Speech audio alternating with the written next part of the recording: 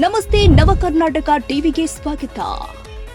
Navakarnataka TV ಜನಪರ ನ್ಯಾಯಪರ. ಯುವಕರು ರಸ್ತೆ ನಿಯಮ ಪಾಲಿಸಬೇಕು. ಕಿರಿಯ ಶ್ರೇಣಿ ಸಿವಿಲ್ ಗೌರವಾನ್ವಿತ ನ್ಯಾಯಾಧೀಶೆ ಸಿ ಮಹಾಲಕ್ಷ್ಮಿ. ರಸ್ತೆ ಅಪಘಾತ ಪ್ರಕರಣದಲ್ಲಿ ಅತಿ ಹೆಚ್ಚು ಯುವಕರು ಒಳಗಾಗ್ತಾ ಇದ್ದಾರೆ. ಅದಕ್ಕೆ ಕಾರಣ ರಸ್ತೆ ಸುರಕ್ಷತಾ ಚಾಲನಾ ನಿಯಮಗಳನ್ನು ಪಾಲಿಸದಿರುವುದು ಕಾರಣವಾಗಿದೆ ಎಂದು ಕಿರಿಯ ಶ್ರೇಣಿ ಸಿವಿಲ್ ಗೌರವಾನ್ವಿತ ನ್ಯಾಯಾಧೀಶರು ಆದ ಸಿ ಮಹಾಲಕ್ಷ್ಮಿ ಹೇಳಿದ್ದಾರೆ. ಅವರು ಪಟ್ಟಣದ ಪರಿಶಿಷ್ಟ ಪಂಗಡ ಇಲಾಖೆ ಯುವಕರ ವಸತಿ ನಿಲಯದಲ್ಲಿ ಆಯೋಜನೆ ಮಾಡಲಾಗಿದ್ದ ಕಾನೂನು ಅರಿವು ನೆರವು ಕಾರ್ಯಕ್ರಮ ಹಾಗೂ ಯುವ ದಿನೋತ್ಸವ ಉದ್ಘಾಟಿಸಿ ಮಾತನಾಡಿದರು. ನಂತರ ಪ್ಯಾನೆಲ್ ವಕೀಲರು ಆದ ಅಂಗಡಿ ರವಿಕುಮಾರ್ ರಸ್ತೆ ಸುರಕ್ಷತಾ ಜಾಗೃತ ಮತ್ತು ಯುವ ದಿನೋತ್ಸವ ಕುರಿತು ಉಪನ್ಯಾಸ ಕೊಟ್ಟಿದ್ದಾರೆ.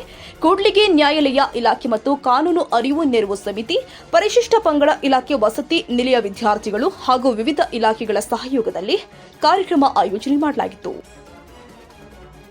ಈ ವರ್ಷ ಜನವರಿ 12ನೇ ತಾರೀಕು ಯುವ ದಿನಾಚರಣೆಯನ್ನ ಆಚರಣೆ ಮಾಡ್ತೀವಿ. ಅದೆಲ್ಲರಿಗೂ ಗೊತ್ತಿರೋ ಹಾಗೆ ಅದು ಸ್ವಾಮಿ ವಿವೇಕಾನಂದರವರ ಹುಟ್ಟಿದ ಹಬ್ಬದ ದಿನಾನ ನಾವು ಆಚರಣೆ ಮಾಡ್ತೀವಿ. ಈ ವರ್ಷದ ಏನು ಥೀಮ್ ಇದೆ ಅಂತಂದ್ರೆ ignite the self, impact the globe. ಅಂದ್ರೆ ನಮ್ಮಲ್ಲಿ ನಾವೊಂದು ಕಿಡಿನ ನಾನು ಬೆಳಿಬೇಕು ಅಂತ ಒಂದು ಕಂಟಿನ್ಯೂಸ್ ಲರ್ನಿಂಗ್ ಅನ್ನೋ ಒಂದು ಸ್ಕಿಲ್ ಇರುತ್ತಲ್ಲ, ಸತತವಾಗಿ ಪ್ರಯತ್ನ ಮಾಡೋದು, ಸತತವಾಗಿ ಕಲಿಯೋದು, ಕಲ್ತ್ರೆ ಆ ನಿಟ್ಟಿನಲ್ಲಿ ನಾವು ಹೋದ್ರೆ ನಾವು ನಮ್ಮ ಒಂದು ಮನೆಯನ್ನು ಉದ್ಧಾರ ಮಾಡ್ಕೊಬಹುದು. ಒಂದೊಂದು ಮನೆಯಲ್ಲಿ ಒಬ್ಬೊಬ್ರು ಆ ಥರ ಯೋಚನೆ ಮಾಡಿ ಉದ್ಧಾರ ಆದ್ರೆ ಇಡೀ ಹಳ್ಳಿನೇ ಉದ್ಧಾರ ಆಗುತ್ತಲ್ವಾ. ಇಡೀ ಹಳ್ಳಿ ಉದ್ಧಾರ ಆದ್ರೆ ಒಂದು ದೇಶನೇ ಉದ್ಧಾರ ಆಗುತ್ತೆ. ಒಂದು ದೇಶ ಉದ್ಧಾರ ಆದ್ರೆ ಅದೇ ರೀತಿ ಎಲ್ಲರೂ ಯೋಚನೆ ಮಾಡಿ ಇಡೀ ವಿಶ್ವನೇ ಉದ್ಧಾರ ಆಗುತ್ತೆ. ಅದಕ್ಕೆ ಈ ವರ್ಷದ ಧ್ಯೇಯ ವಾಕ್ಯ ಏನಿದೆ, ignite the self, impact the globe. ಒಂದು ವಸ್ತು ತರೋದು ನಮಗೆ DL ಬೇಕಾಗೋದಿಲ್ಲ, ನಮಗೆ ಇನ್ಶೂರೆನ್ಸ್ ಬೇಕಾಗೋದಿಲ್ಲ ಅಂತ ಒಂದು ನಂಬಿಕೆ ಇಟ್ಕೊಂಡಿರ್ತೀವಿ.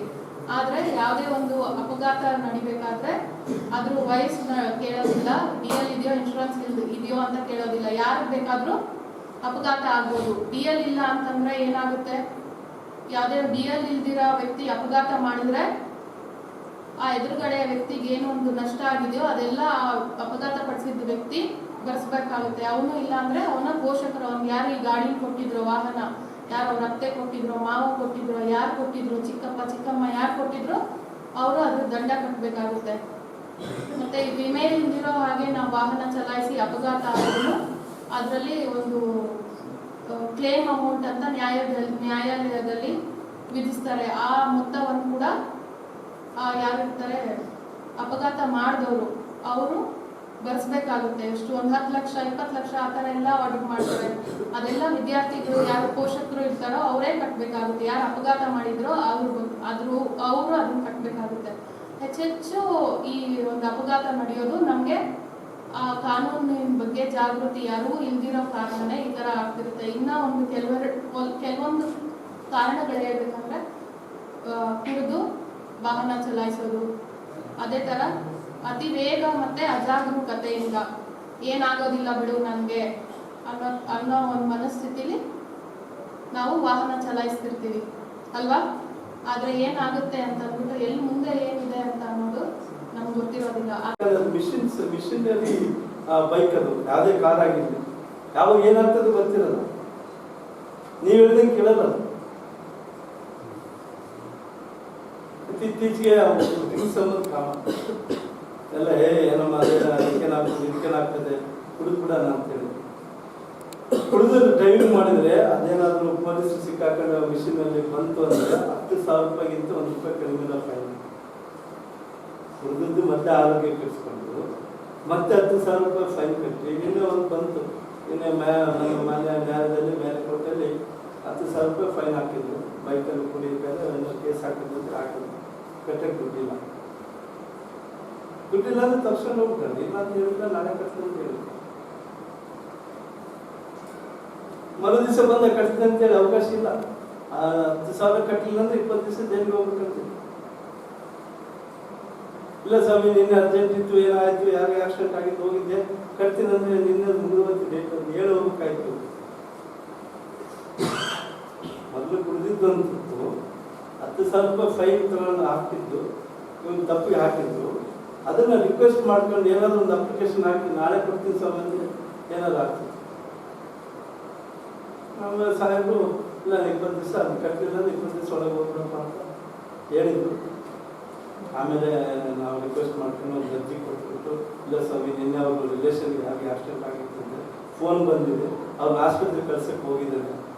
ಮತ್ತು ತಾಯಿ ಒಬ್ಬರಂತೆ ಮನೇಲಿ ಬೆಡ್ ರಿಟರ್ನ್ ಅಂತೆ ಮೊಣಕಾಲು ಗುಳಿಗೆ ಕೊಡಬೇಕು ಊಟ ಕೊಡ್ಬೇಕಂದ್ರೆ ಅವ್ನು ಒಬ್ಬನೇ ಸ್ವಾಮಿ.